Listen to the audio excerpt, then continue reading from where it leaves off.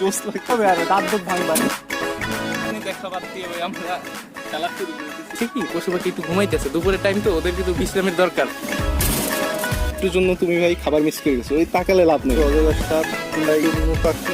এই যে ভাল্লুক, কুমির দেখবেন, এই যে তো ভাই কাহিনী কিছুটা এরকমের যে আমি সকাল থেকে ভাবতেছিলাম হচ্ছে ভাই আজকে কোথায় যাওয়া যায়, যেহেতু হচ্ছে ব্লগিং শুরু করছি, এখন প্রত্যেকটা ব্লগে যদি আমি বাসায় বানাই বা আশেপাশে বানাই তাহলে তো হবে না। আমি এখন চলে আসছি হচ্ছে চিড়িয়াখানায়, যে এটা হচ্ছে মিরপুরে না ভাই, এটা কিন্তু সাভারে। কাহিনী হলো যে ভাই আমার একটা ছোট ভাই, কাজিন সম্পর্কে কাজিন হয়, তো ওর বাসায় আসতেছিল, তো বললাম যে তুই চিড়িয়াখানা এখানে আয়, আমি এখানে আছি, আমি একটু ঘুরে টুরে দেন হচ্ছে বাসে যাবো।